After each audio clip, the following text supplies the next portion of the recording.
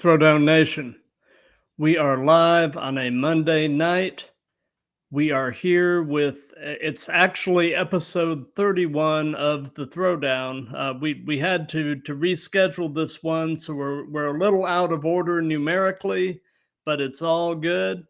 And tonight it is my pleasure to have with me as my guest out of Charlotte, North Carolina, the Love Machine, Gary Stryder. How are you doing tonight, Gary? I'm doing good. Thanks for having me. Absolutely, absolutely. I've been looking forward to this, and like I was talking to you about before we went live. I want to give a quick shout out to Platinum Championship Wrestling. I was at their show last night, Turn the Page Part 2.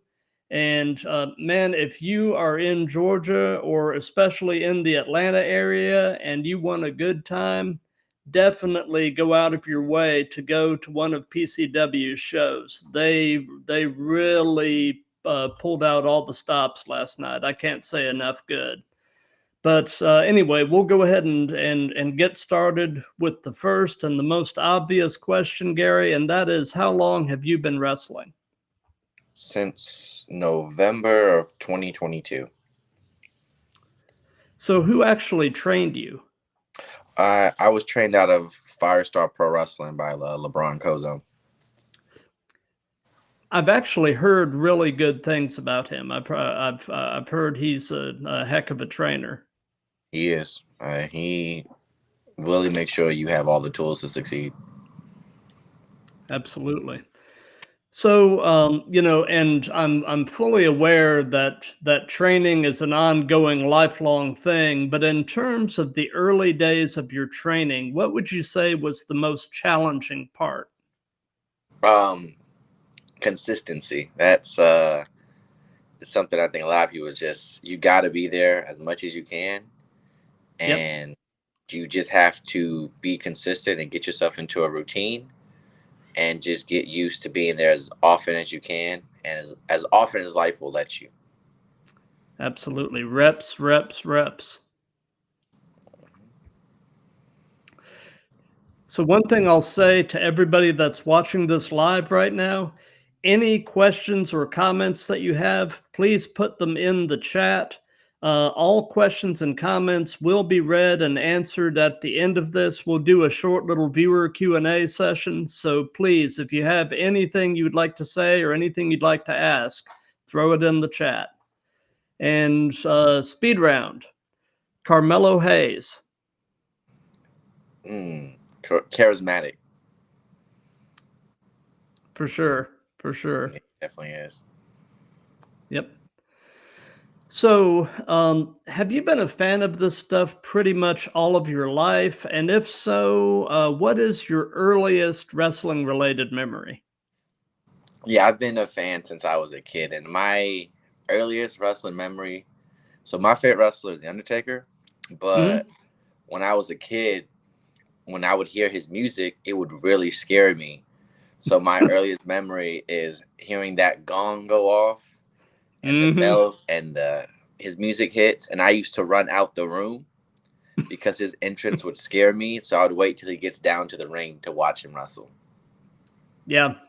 Uh, yeah, when you're a kid, some of that stuff can definitely really freak you out. Yes.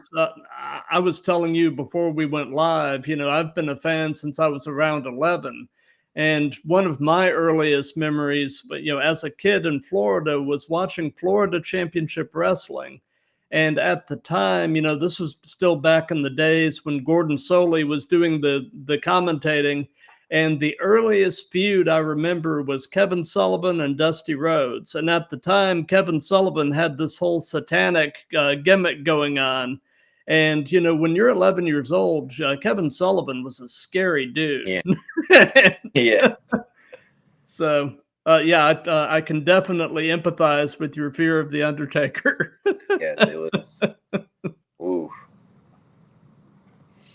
But he's So, awesome. Oh, he is. He is, and he seems to be having a really good, really happy retirement, and I'm happy for the guy. You know, he's earned it for sure. He definitely has.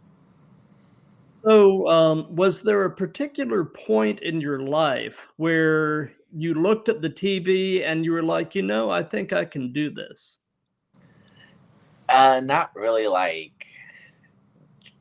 training and stuff, but you know, as kids, we all like would do wrestling moves, even though it's, you know, we all say, please don't try this at home. You know, we've all tried it at Yeah, of home. course, you got to try it at home. Um, Me and my brother used to get the couch cushions and we would like make a little makeshift mattress out of the cushion that we would wrestle.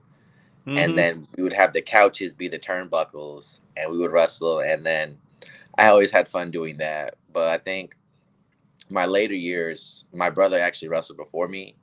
So hearing his stories and what he was telling me and stuff like that, it made me really want to be like, okay, now I really want to do this. Like I can really lock in and do this. And that's when I decided, yeah, I'm gonna do this. Awesome. Awesome. So, away from wrestling, what are some of your other hobbies and interests? I'm a big basketball and football sports fan. I like playing video games and I love listening to music. Music is one of my, even at shows, if I really want to concentrate, I put a pair of headphones in, you know, walk around a little bit and really just concentrate and focus. Gotcha. Uh, who are your teams?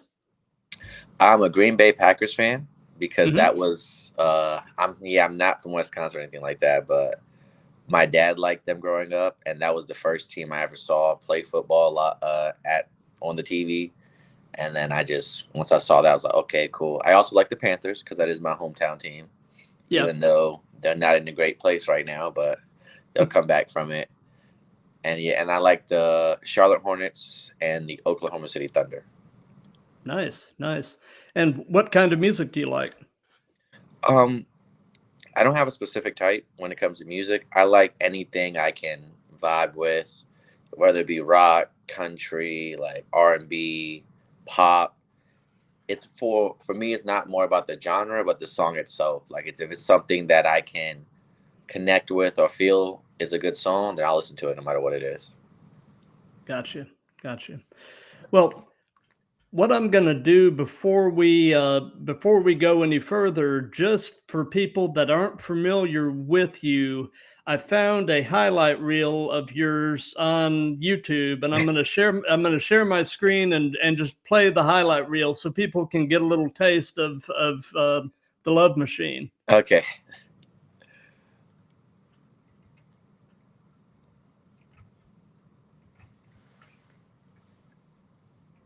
Which one is this? Oh, I make all my own. When you want to succeed as bad as you want to breathe, then you'll be successful. Successful. Pushing, keep pushing, got my head to the sky, wondering if I ever make it there. Yeah, I keep pushing, gotta play the hand I'm dealt because I understand life ain't fair. Ay, so I push and I grind, and I push and I grind, cause I know one day it's gonna pay off. Yeah, I push and I grind, plus I work overtime so that my fam can have some days. When you want to Love it, man. Yeah, Very I in, made that very one in, myself. very inspirational. I really like the music, Yes. and the message behind the music is just really cool, you know. And like I said before we went live, man, I just love being a part of telling the story of people chasing a dream, and that's just so. How did you end up putting together that little reel, and uh, where did you get the music from? So the music is a song I've heard a long time ago. But I was at the gym one day at Planet Fitness. That's where I work out at, and Mhm. I was using Pandora, and the song came up, and I was like, "Oh my god, I haven't heard this song in such a long time." And I was like, "Oh, this gives me a great idea to make a highlight reel using this song because it's one of my favorite workout songs, inspirational songs. Like the message is, you know, just work hard. You know, keep your head down, keep working at Yep. it, and it will come." And I just felt at the time I was really vibing with that message, and still am. I still listen to that song pretty much almost every day, and it's just one of those songs where it's like I connect with it, and I had to make a highlight reel out of it because I just felt so strongly about that song. That's awesome. So, I mean, I know that the dream is to end up wrestling full time and basically have wrestling support your life and pay your bills and all that. But is wrestling anything approaching a full time thing for you right now, or do you have a day job? I wish I didn't have a day job, but during the days, I have an accounting degree and I have an Oh, cool. associate's in finance. So when I'm not Hmm. wrestling, I'm sitting in an office behind a computer handling finances, Nice, nice. which is the. Oh, go ahead. Oh, what I was going to say is it's been interesting, over the course of doing these. Um, I have run across several people that are in finance like you. I've run across a couple of people that are attorneys. It's that's been one of the most fascinating parts is how how what a broad spectrum of people are are wrestling, at least on a part-time basis while doing these widely varied other jobs. And it's just so cool. It is. It's it's fun, but usually when working as a full time gig like accounting, I get out every day at 5 p.m. Hmm. and then usually it's straight from work to training, at Right. least before I got hurt, and then after training it's gym because I got to be working at 8 a.m. in the morning. There's no way I'm not that early of a person to get up at 6 a.m. and then go to the gym and then go to work. I go at late at night. Gotcha. Gotcha. Have any of your coworkers come to see you wrestle? Yes, it was one time I was applying for jobs a good bit ago, and I forgot that my LinkedIn page has professional wrestler in my bio. So they found it, and then they was asking me questions, and I was like, "Oh goodness, I forgot that I put that there." And then they loved it. They thought it was cool that outside of work, because I'm actually really like inside of work. I put all my energy towards wrestling. So when I'm in the office, it's like I'm just working, listening to music, got my head down because I have all my social interactions from wrestling. Like I don't need the bond. I have a bond with my coworkers, but I'm not really like vocal, and I'm just trying to Right. work to fund my wrestling. Gotcha. Gotcha. So your hometown right now is Charlotte, and you said that's pretty much where you're from. Mhm. So what is your favorite thing about Charlotte? What I like about Charlotte the most is that it's a big city, but it's also a small city. Like, you can go out to the store and see people you knew as a kid. And, the world's a big place, but also small sometimes. You never know who you may run Hmm. into. And for me, I hate the traffic. Hate the traffic. Oh my gosh. Hate the traffic. But, I grew up here and seeing the way it's changed since uh, I was little. I was born in 1998. And just seeing the growth, the way the city's changed and stuff like that is really nice to be able to go back to your childhood home and look at it if you're bored one day and just see like the progression and around the neighborhood and how the city's come along. Yep. Speed round, and potentially you're going to know this guy by really up to three different names: Okay. um, Malachi Black, Alistair Black, or Uh, Tommy End. Uh, hard hitting. for sure. I mean, um, hard hitting and seems to like to work stiff. Yes, and that's fine. Like for me, I love that kind of contact because it just feels amazing to have, because it's just like being able to go out there and really just knock each other. Like it's really fun to do sometimes, not all the time, because you're gonna Right. feel it, but sometimes it's nice to have that, like, once in a blue moon, like, let's go out there and really just beat the crap out of each other. Yeah. Yeah. You know,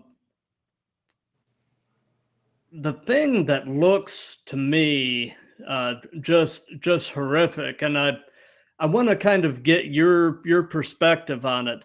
It looks like those chops just hurt, and I mean, I've seen guys come out of a match with their chest looking like raw hamburger, and Yeah, they hurt, they suck, but it's one of those things where it's like it's not going to cause any lasting damage if it's right. like, so it's like you're going to be sore for a few days, but like it's fun. Oh, sure. And it's like it sucks though. I do not enjoy it. I don't think anybody enjoys it. If you do enjoy it, speak to your local doctor. But it's one of those things where it's just like it's a lot of fun to do.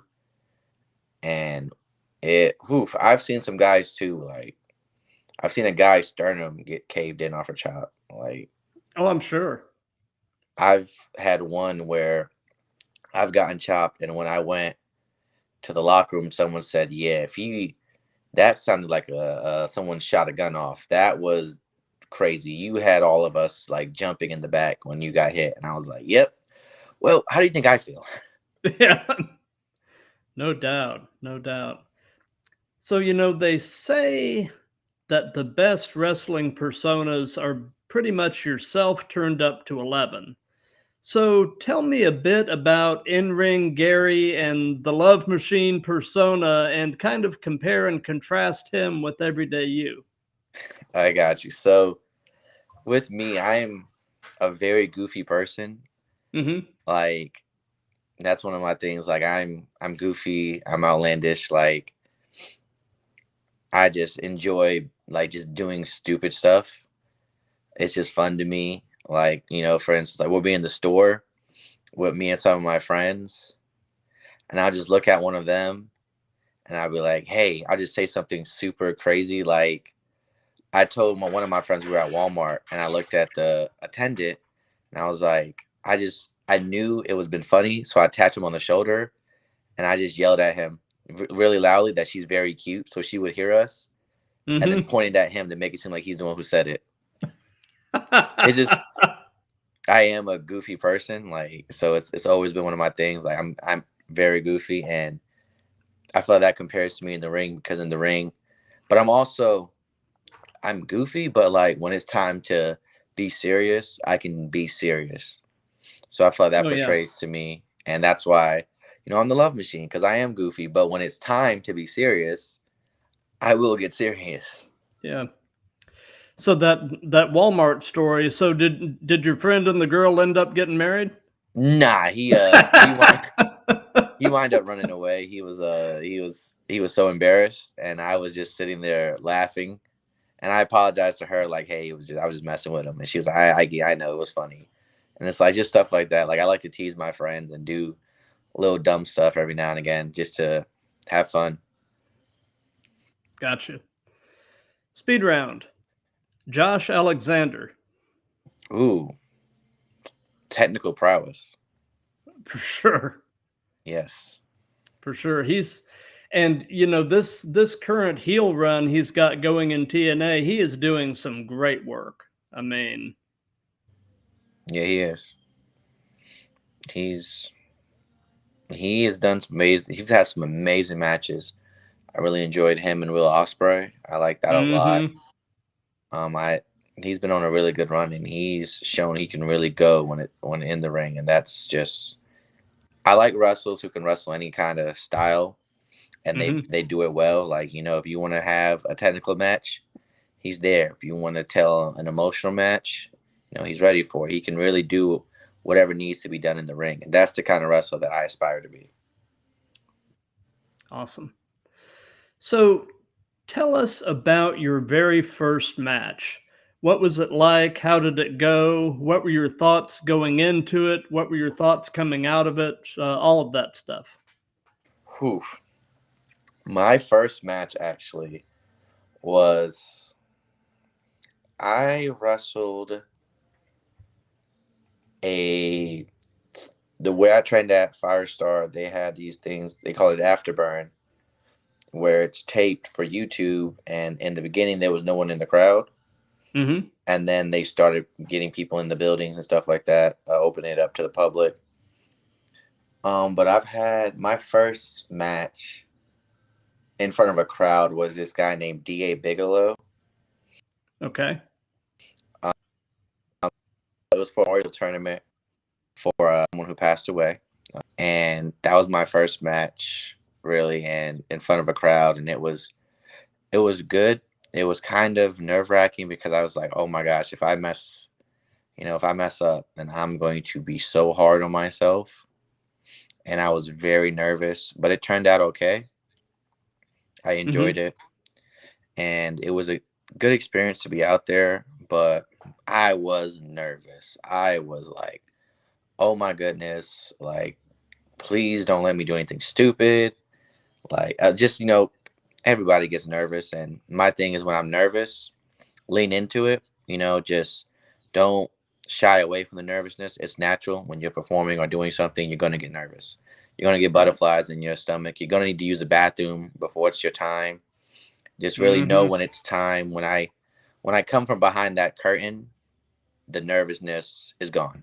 It needs to fade away and stays in the back. And then when it's time to go, you go. Absolutely. So I'll say again, anybody that's watching this live, if you have any questions or comments, put them in the chat. And all questions and comments will be read and answered at the end when we do a short little viewer Q&A session. Awesome.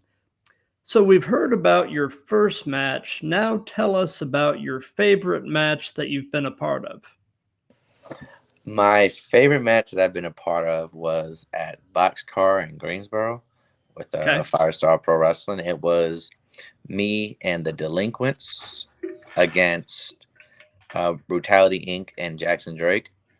It was a Brutality Rules match, which meant anything goes. And the thing I love most about that match is fighting on top of the bar was something I never thought I would. Oh my goodness, something I never thought I'd be able to do, and something I would always wanted to try. So being able to do that, I flipped off the bar, which was amazing too, because I was just like, wow, like I've never pictured myself doing this and having this much fun, getting beat up and beating people up. And it was a good memory. The reaction to me, I felt really happy with how the fans felt about me, especially since it was my first time wrestling at that Boxcar show in that venue. And the fact that people cheered for me and they enjoyed me and they liked me really meant a lot to me, because technically I was the one in the match who people seen the least. Right. And it meant a lot. Yeah, I've actually had Mark and Alex from Brutality Incorporated on before, and those are a great couple of guys. Yeah, they are good when you don't have to fight them. Oh, I'm sure. I mean,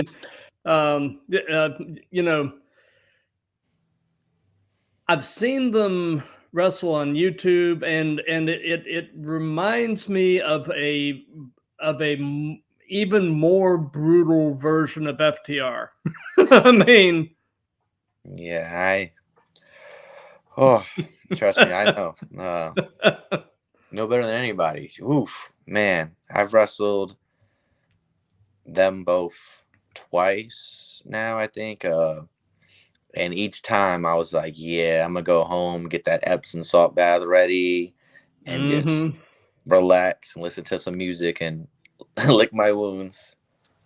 Yeah, because you've been through it with those guys. Yeah, for sure. Next time though, I'm gonna beat them. I'm 0-2 against them, but we going even that up soon. Sounds like a plan. So, what is the longest distance that you have traveled to get to a match?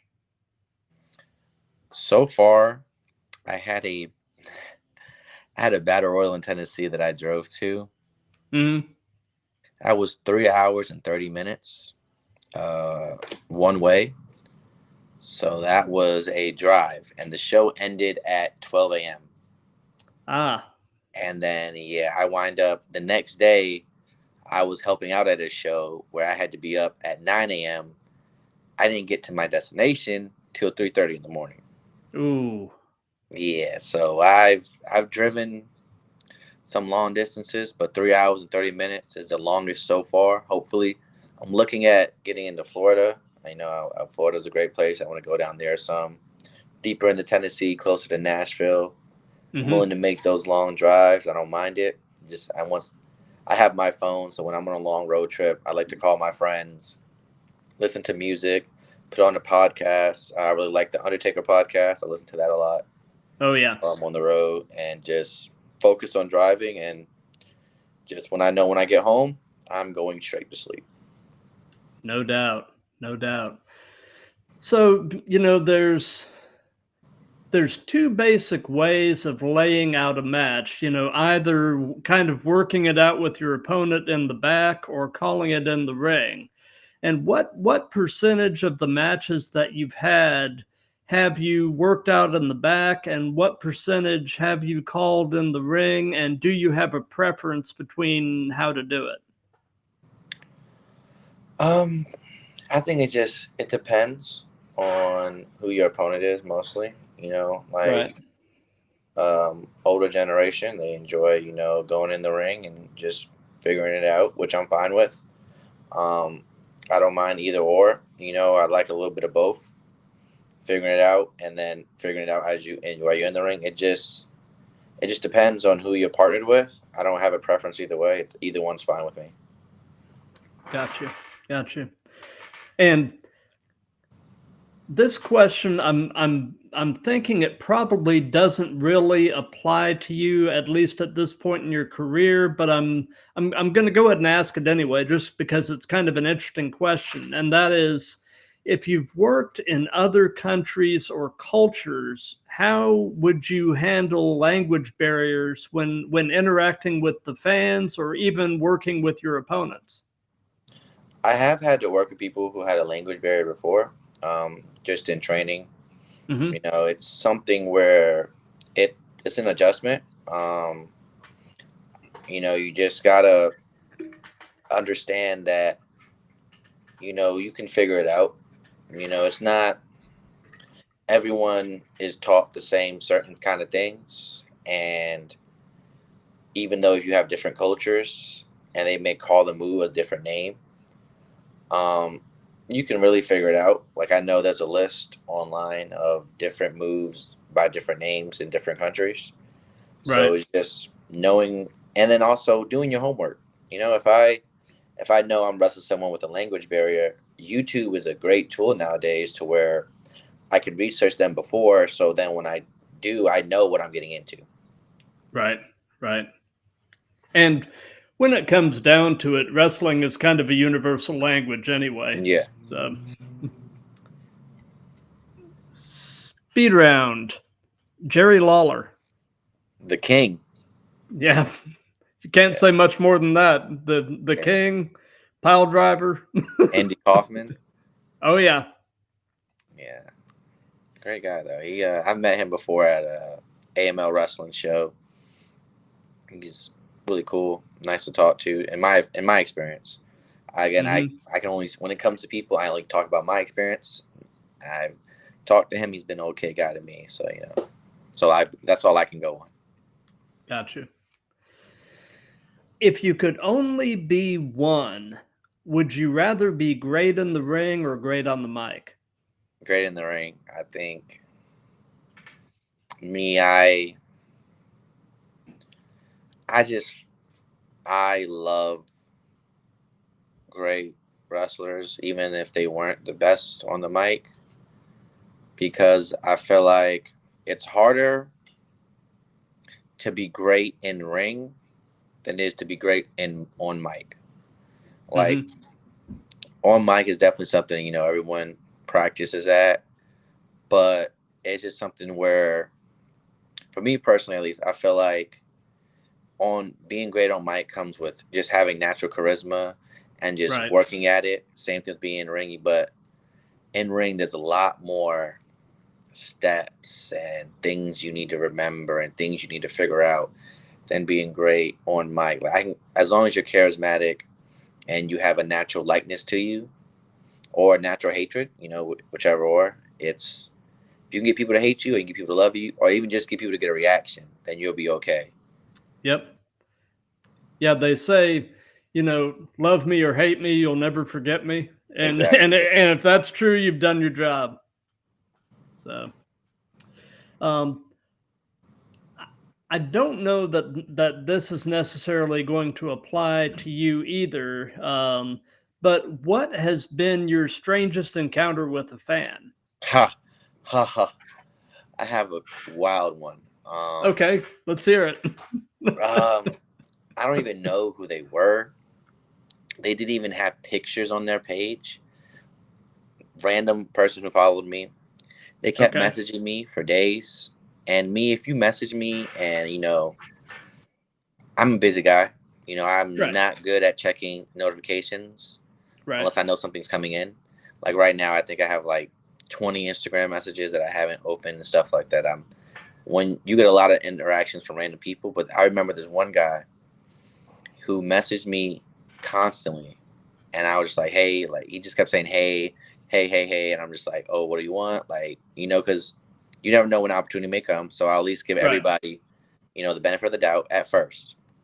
But then they just kept messaging me, kept bothering me, and then one day I was at work, and they tried to video call me at 9 Oh. a.m. in the morning while I'm at work, and I'm ignoring it. I'm ignoring it, and I wind up muting it. And then I messaged them later because of course, I was annoyed. I don't know you. You know, why are you video calling me at 9 a.m. in the morning? Like, and then when I messaged them, what do you want? Why are you video calling me? I don't know you. They messaged me back, I just want to talk to you. And at that point, they were blocked. Yeah. Yeah, Yeah, that was, that's a little much. yeah, I had no idea who they were. They had no pictures up on their page. I was just trying to be like, you know, hey, let me not, you know, shut anybody down. You know, I know everybody may have seen somebody wrestle, wanted to reach out to them. And, you know, I'll give you a little bit of conversation, but like, I'm not about to keep going back and forth. And it was just got out of hand. I was like, yeah, I don't know you. I indulged you, but like, it was more like, I'm doing all right. You know, how are you doing? Like being cordial, not being friendly. And Right. then just, and it was only like every few days I'd message them back and then just try and be nice about it. Gotcha. Gotcha. Yeah. Well, I'm glad you responded when I reached out to you. I Yes. mean, Yeah. I'm not real good at that. I need to work on that. When you have a lot of notifications coming in some days, if I see my first thing will be like, God dang it, I know I have so many messages and I don't want to check all these messages. It's just one of yeah. those things Yep. that comes with the territory. Oh, for sure. For sure. So, do you have a preference between working heel or babyface? Um, People naturally like me, so I mean, I'm traditionally going that way because I know I have a baby face. Like I know I look younger than I am. I'm Mm-hmm. 26, 25, I think, and it's like, you know, I have a baby face. So a lot of times I get mistaken for younger than I am, and it's like when you have a baby face, not a lot of people are going to hate you. Yeah. True. True. Speed round. Roderick Strong.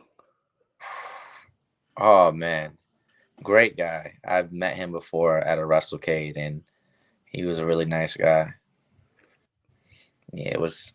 Oof. Never meet your heroes and people you look up to by the bathroom. Hmm. That is an awkward conversation to have. Not enjoyable. I mean, but he was still nice about it.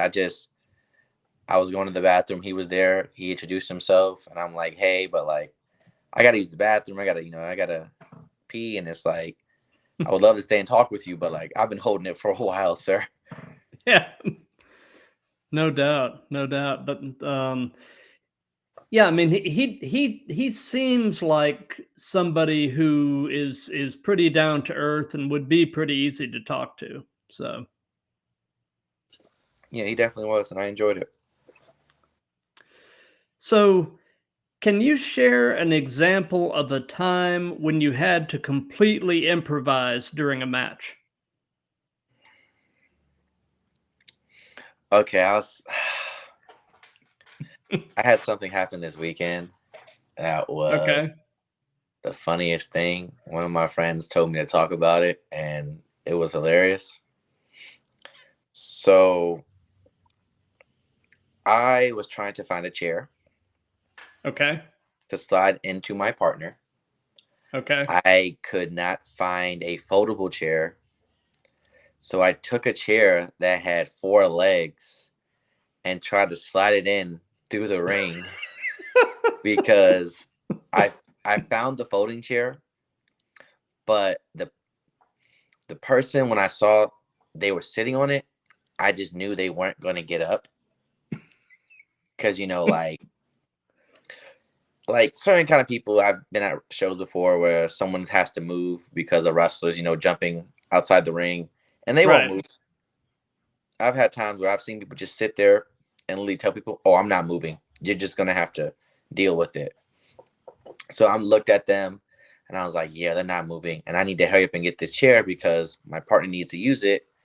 And what wound up happening was I slid the chair with 4 legs into the middle of the ring, and he tried to swing it at the dude, and he missed, and he dropped it.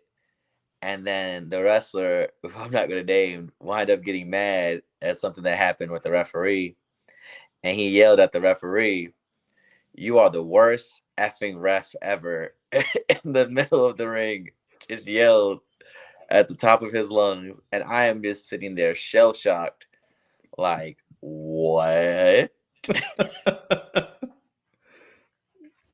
Yeah, that was and then I just had to I my partner needed the chair. I couldn't get the folding chair, so I just grabbed a different chair. Yeah, you did what you had to do. Yeah, because I was taking too So, long, and the chair got stuck too. So like one of the fans had to help me get the chair up because it was stuck to it. It was a funny experience at the time. no doubt, Yeah. no doubt. So, in terms of your in-ring work and your promos, who or what would you say are some of your influences? And it can be wrestlers, pop culture, any of that. What has helped to shape the Love Machine? Well, recently I've been watching a lot of Shawn Michaels when he came back, because there was when Shawn came back, from his back stuff, and he was in the ring. He was working. He was a Christian. He found God and stuff. And Yeah, it's hard to do the kind of stuff he did when he found God because it was stuff he didn't want to do it because it was against his religion. But he right, found a way to still be that goofy, outlandish guy and get serious when he needed to, right, but make it more watered down to where he felt comfortable with it. right, And I just feel like that was a great time watching him. His promos, he could be goofy, and then the next second he's staring at the camera intensely, like, I'm going to destroy this guy. And I would love to be like that, where I can be goofy, but when I want to be intense, I can flip that switch and be intense. right, right. I've mentioned this on several of these. The irony is not lost on me that the two main guys from D-Generation X, Hunter and Sean, are now running the company. I Yes. mean, I think that's hilarious, but at the same time, they have both matured and risen to the occasion. and they are both doing amazing work behind the scenes, creatively and just everything else. That company is really clicking on all cylinders right now. I really enjoy it. So, so do you have an all-time favorite match as a fan? A match that you could have watched it a million times and it just never gets old, and there's always some new little nugget that you can glean from it. So I have two matches that I really enjoy watching a lot. One is, of course, is really known. Undertaker versus Shawn Michaels, Career versus Shrek. Yep. The build up for that match, especially because I love them both. Like Shawn and Undertaker, they both hold a special place with me wrestling wise. And just seeing them both have that emotional moment. And then when Shawn super kicked Triple H in that triple threat with John Cena, like that just showed that he really like was losing it. And then just the build up towards that match. Even today, I still watch the promo videos and the hype package for it with Placebo running up the hills, playing. Like that's one of my favorite moments. And then another match I really enjoy watching is that surprises me every time. It's Kurt Angle versus Marty Jannetty on a random episode of SmackDown, where it was a really, really good match. And it's like they gave them 20 minutes just, and it was, Marty wasn't even doing anything at the time. It was just a build up for Kurt and Michaels. But it's just one of those matches where it's like Marty went in there, he was kind of older at the time. Right. And he went in there and showed them that, I can still hang with the best of the best. And they had a really, really good technical match. And I really enjoy it all the time I watch it. Awesome. Speed round. Tetsuya Naito. Ooh. Despacito. Yeah. That's what it is? Yeah. Yeah. Yeah, I like his finisher. It's pretty cool. Yeah. Destino. I don't know. Destino, that's what it is. Yeah. Despacito is a song by Drake. Oops. Yeah. Does something. It's all good, man. So, and this can be present day or past. Who would be a dream opponent for you? Who would you love to work? Top three that I would love to work if I ever had the chance. But of course I can't now, but I'll do three and then the current guy. Okay. Undertaker, of course. Right. Shawn Michaels. Bret Hart. And then a current guy I would love to wrestle. Let me see.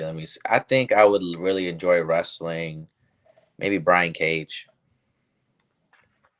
I feel like that would be really cool. Yeah, he's Brian Cage, I really feel like is incredibly underrated. Yes. And I mean, he's got the look, he's got the in-ring ability, he's good on the mic. I just can't figure out why somebody hasn't pushed that guy to the moon. I mean, he's an incredible worker. His run with Lucha Underground. Oh yeah. Oh man, that's when I first really watched Brian Cage, was on Lucha Underground. And just some of the matches he had on there, some of the matches a lot of people had on there. Penta, another guy, like watching him on Lucha Underground, like when he did that, when he snapped people's arm. Oh yeah. Oh man, I used to fear for people when I knew they were wrestling Pentagon, and I'd just be like, oh gosh, please don't Yeah, awesome. you find yourself cringing. I'm actually going down the Lucha Underground rabbit hole right now. I'm just about done with season 1, so I've still got a lot more of it to watch. But such a unique presentation of wrestling. I mean, I'm really digging it. And actually, last week I had Marty the Moth on as a guest. Yeah, I saw that. He's a cool guy. I really had a good time with him. So yeah, it's they were very innovative for what they were doing. And I feel like some of the stuff that they did transitioned well into other things, like, you know, Mm-hmm. MLW does a lot of Right. stuff that Lucha Underground did. And I just feel like it's just, oh man, I wish it didn't go away because I really enjoyed it so much. Right. Right. So, you know, you're a pretty young guy, so I don't know if this really applies that much, but I'll ask it anyway. And that is, what hurts right now? My stomach, since, you know, I had Yeah. gallbladder surgery. Still healing from that. It's gonna, but yeah, it was. I actually wrestled 2 weeks after my surgery, even though I wasn't Really? fully recovered yet. Yeah, I had a promotion I was working at that I had got booked for before, and due to some other circumstances, I had already had to cancel before, Mm-hmm. and I was just like, there's a famous story that I like. It's this guy named Mr. Wrestling. Mm-hmm. He in the 80s he got into a plane crash, and he was riding with some people he was feuding with at the time, and he didn't use his real name and he wrestled under a mask, so nobody knew who he was. Right. And when 2 weeks after the plane crash, he got back into the ring to prove to people that he wasn't on that plane, even though he was. And in Ric Flair's book, he called him the man who saved wrestling. And when, you know, that story always meant like a lot of people go through a lot of things to protect the business and do stuff like that. So if this guy is willing to go out there and do that, I can go out there 2 weeks after and, you know, get in there, take it easy, be smart, but still, you know, wrestle. Because also 2 weeks sitting in the house doing nothing, Oh, yeah. it's, yeah, I was just ready to get out the house too. And turned out okay. It was fine. I was good, but it was a dumb decision. My friends really did not like that I did that. Yeah. Yeah. I told you about, you know, I had intestinal surgery about 7 years ago, and it was the same kind of thing. You know, I was at home recuperating, and you know, I was feeling pretty good. My wife was out on some errands, and I got it in my head that I was gonna that I was going to mow the grass. So I'm mowing the grass, you know, just a few days after intestinal surgery, and she comes home, and oh, she was fit to be tied, and you know, I mean, and deservedly so. It Yeah. wasn't probably the smartest thing I ever did, but you know, I had to do something to feel productive. Yeah. So Yeah, it's hard sitting in the house doing nothing. it is. It is. Speed round. Stan Hansen. Ooh, Vader's eye. Yeah. For sure. For sure. Yeah. You know, I remember, you know, seeing Vader as a basically, you know, teenager, and he was another guy that was scary. I mean, and he was one of the first really big men to move like a much smaller man. And you know, I've always really dug the big guys that move like a cruiserweight. You know, that's just um, like I'm a big fan of Keith Lee, Yes. and I really hope he can get whatever health issues he's going through sorted, and actually get a healthy run. You know, because again, another big man that moves like somebody much smaller. Yeah. It takes a lot of effort to do that. Yeah, for sure. So let's see here. So in general, what are your thoughts on the current state of the business? I enjoy it a lot. I feel like there's wrestling out there for everybody, no matter what you may like. It's good having so much out there. You know, if you like to watch everything, you watch everything. I'm not a fan of like the tribal warfare between one promotion over another. Mm-mm. Like we all like wrestling, you know, it doesn't Exactly. matter what. There's something out there for you if you enjoy wrestling. There's something out there for the people who just want to tune in for nostalgia purposes. There's something out there for the people who want to see a good match. There's something out there for people who want to see a good story. There's something Yep. out there for everyone. So it's like, let's all just enjoy what we have, enjoy the wrestling that we're able to Mm-hmm. see, because, you know, some of this stuff wouldn't be possible. Like, you have Impact wrestlers on NXT that would never came to anybody's mind a few years ago. It's Right. like there's a lot of stuff going on that we're seeing that it's like, oh my gosh, we've never seen this before. And Right. it's like, just enjoy the ride. Yep. And, you know, a lot of the stuff that's happening right now would never have happened under Vince. Yeah. And, you know, and I'm not at all putting down Vince's contribution to the business. The business would not be anything approaching what it was, what it is without Vince McMahon. But in recent years, he definitely lost touch.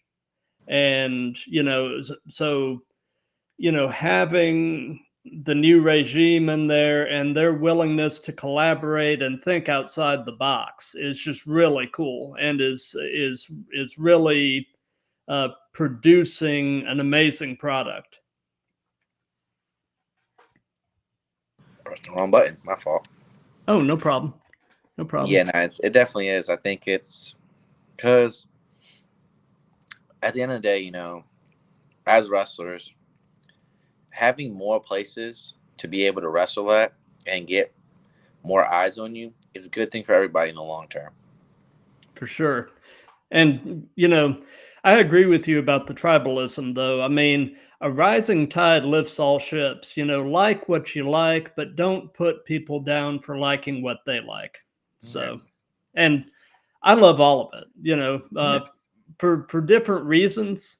But I mean, you know, about the only style of wrestling that's not really my cup of tea would be the deathmatch stuff. I mean, I can watch it, but it's you know, it's just a little too much. Yeah, I don't think the ones I don't like is the syringe spots where they like Yeah. stab each other with syringes. And staple guns, you know, that's I don't know. I saw one video where someone took a staple gun. Well, a woman took a staple gun to a certain area that I will not name. That was just wild. Why? Yeah. Yikes. Couldn't be me.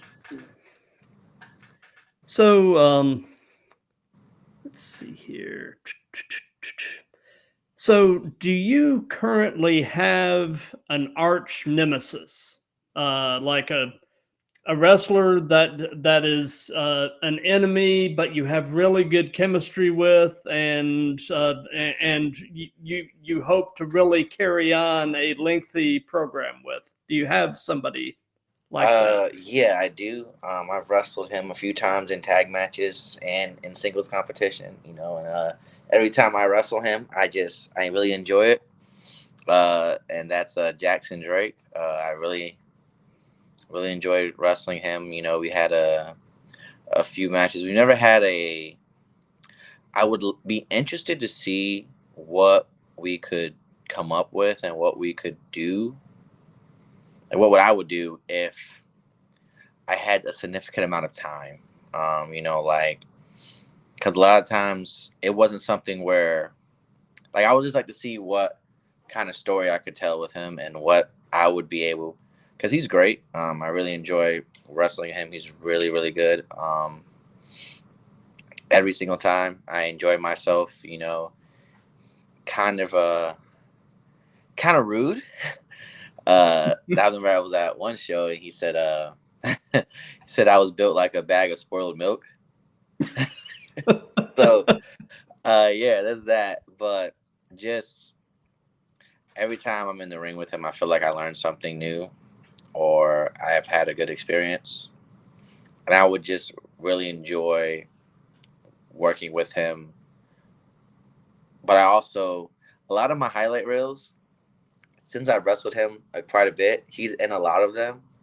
Mm-hmm. So it's like I need to get out there and wrestle new people too. But every time I wrestled him, it's always something I enjoy. And I'll definitely later down the line like to do more with him.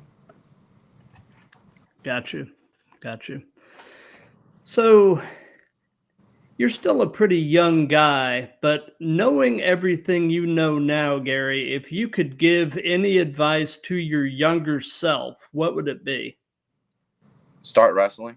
I didn't really start until I was older, which is something that I wish I could change, but it's also for the better. I was very mature when I was younger. 18, heck, even 15. I was also a lot heavier than I am now. So I wouldn't be able to keep up with a lot of the stuff that I do have to do. I wasn't active in the gym. I wasn't actively eating right. I was doing a lot of stupid crap, eating McDonald's, eating all this stuff that I shouldn't be eating if I wanted to be a wrestler. But at the time, the thought never crossed my mind. When I was younger, all I did was play the video game 24/7, which is fun. But, when you're living a sedentary lifestyle and then you have a sedentary job, then you eat like crap, it doesn't really work out in the long term. And I think if anything, I would just tell my younger self, like, hey, look into this now. Start doing better now. So that way you have more time in this.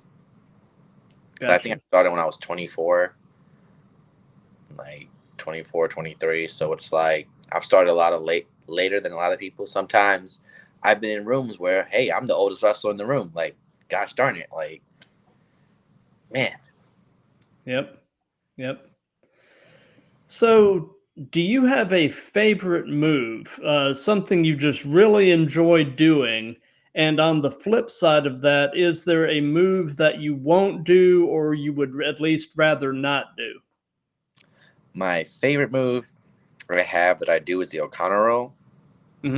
But the way I do it is unique to me, where I O'Connor roll them. And while I'm pinning them, I'll squat down up and down. Yeah, one of my friends came up with the name for it. He calls it the G-spot special. Yeah. I didn't have a name for it, and then one day he said that on commentary, and I was like, yeah, shout out to Manny Lowe. He said it, and I was like, yeah, that's the new name for this move.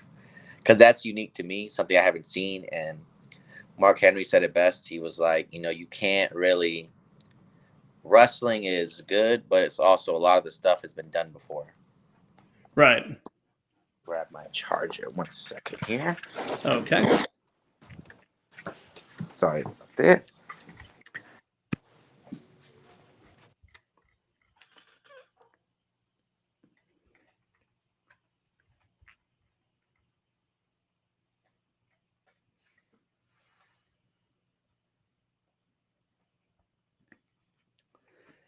No problem.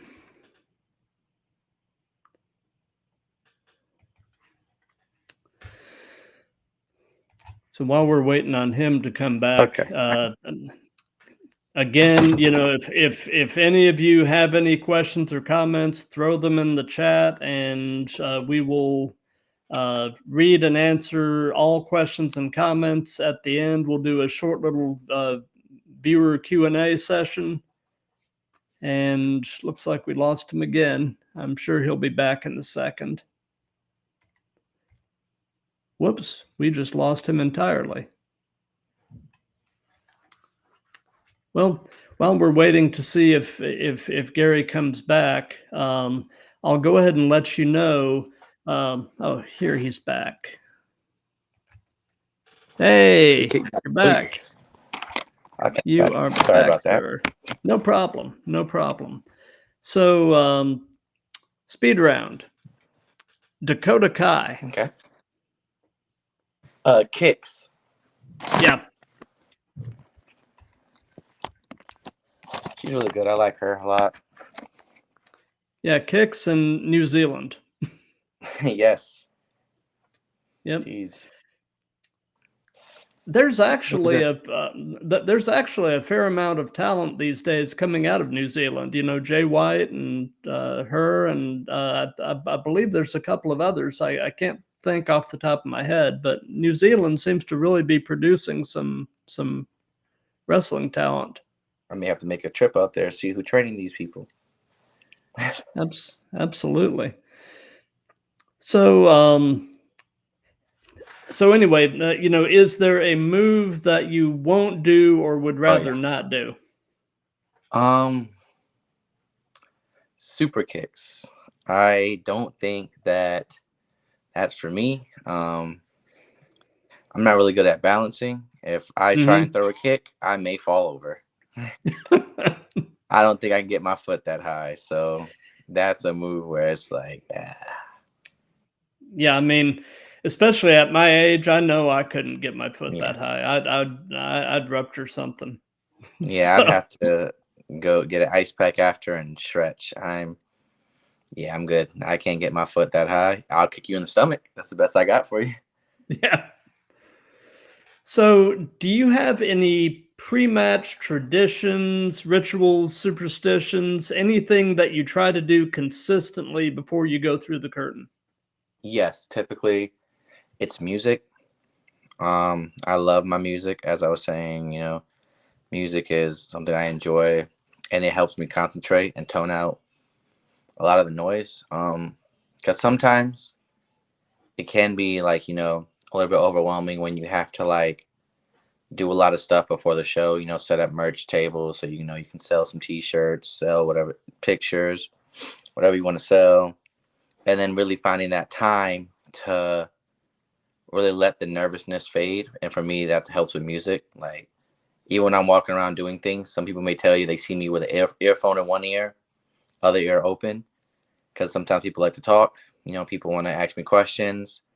I gotta, you know, talk to the fans, you know, form that genuine connection with them because they paid to be there, and and wrestling shows aren't that cheap. Like some are, but some are not cheap. Some tickets are as high as $30, and if you bring in 4 people plus food, you probably spend like $180, you know. So it's like the fact they chose to come watch and put their money into it. You want to give them that little bit of like, okay, oh, he came out, took the time to talk to me, you know, kiss babies, give hugs, just stuff like that. So, something that we've done in all of these that's just been kind of fun is we've let the current guest pose a question for the next guest. And so my previous guest was a guy that's based out of New York City, but wrestles a lot up there, but also wrestles a lot in Florida, by the name of Money Making Che Guzman. Okay. And the question that he posed is, if you had a hardcore match, how would you go about it? And what do you think you would have to do to beat him? I'm pulling out thumbtacks. That's my go. Like, I gotta win, so you know it's gonna be hard to fight back when you have holes in your back.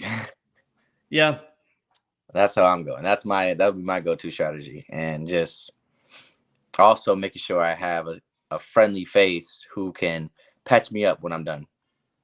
Yeah, yeah. That'd Who can pull the thumbtacks out and yes. Yeah. Thumbtacks give me the shivers. I mean, you know, that's pretty bad, and I can't imagine these maniacs that do matches with the light tubes. I mean, that's just. Ugh. I wouldn't do barbed wire. Barbed wire is what's like, okay, I don't know about that one. Like, I've seen somebody use barbed wire, and I've seen their skin after.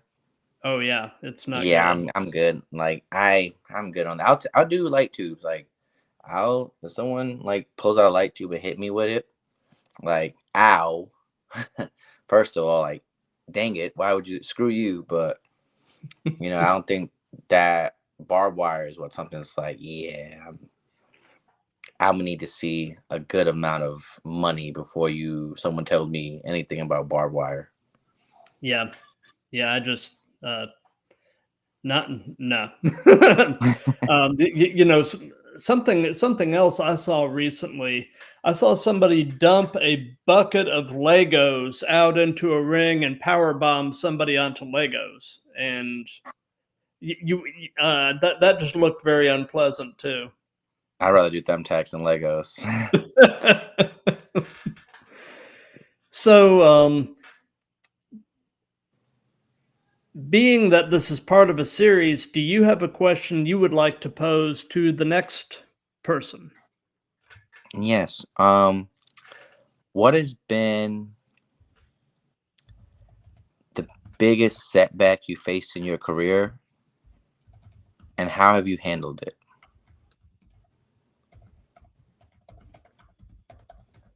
And how would you answer that? My biggest setback was in the beginning. I kind of fell behind some of my peers, Mm-hmm. and a good person told me, Robert Martyr. He said, you know, don't worry about others. Worry about your journey, because everybody's journey is different.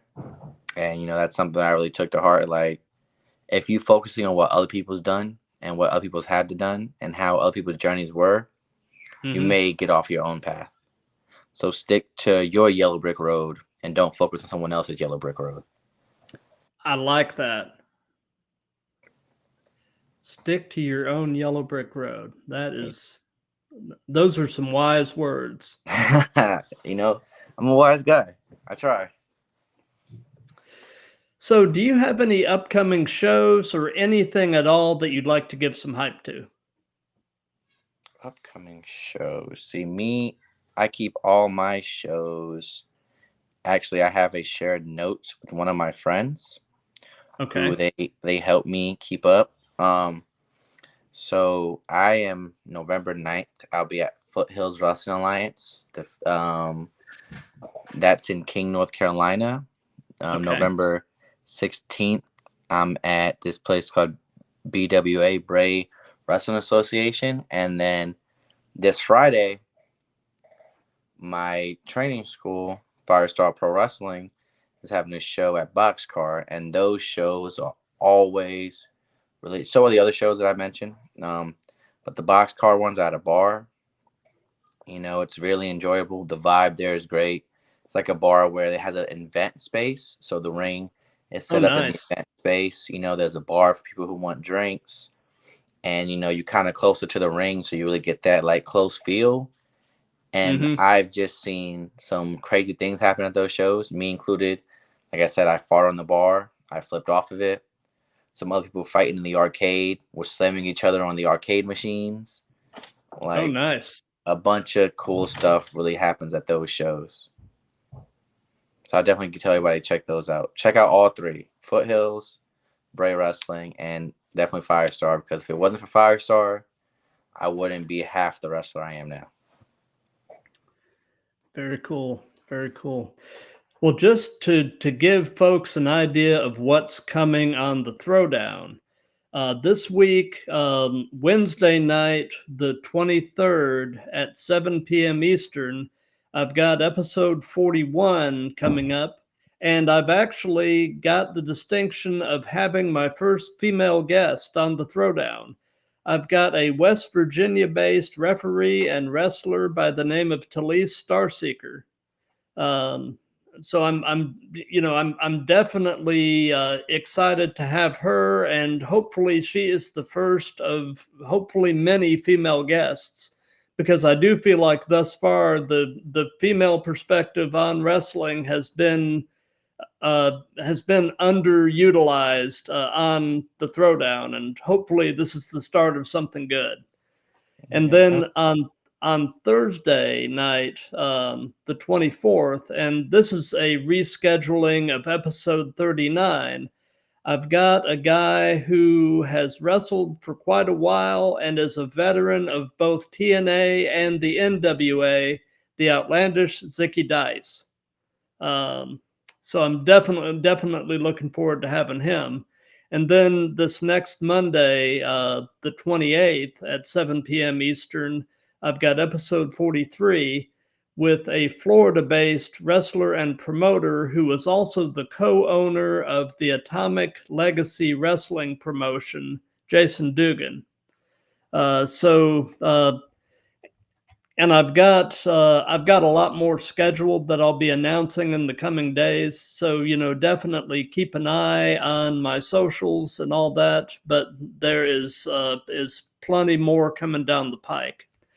And Gary, I want to thank you for your time. This has been an absolute blast. I love this stuff, and just nerding out about it with like-minded people is just a treat. So thank you so much. It's my pleasure. I'm new. This is my only second one I've done, and say the past 2 experiences I've had have been great. And I appreciate you having me. Oh, for sure. And let me take a look at the chat real quick and see if we've got any questions or comments. My wife's in the chat, and she actually agreed about the Yellow Brick Road comment, and she said wise words. Thank you. I appreciate it. And that seems to be about it. But for those of you that have been watching this live, thank you. For those of you that'll be seeing this in replays, thank you for that. If you like what we have going here, definitely continue to spread the word. This thing is really taking on a life of its own, and I'm just loving being along for this ride. And I'm just really having a great time doing these. So anyway, like I said, I'll be back Wednesday night at 7 p.m. with Talise Starseeker, and I've got Zicky Dice on Thursday. So we will see you then, and everybody have a good night, love each other, and keep throwing.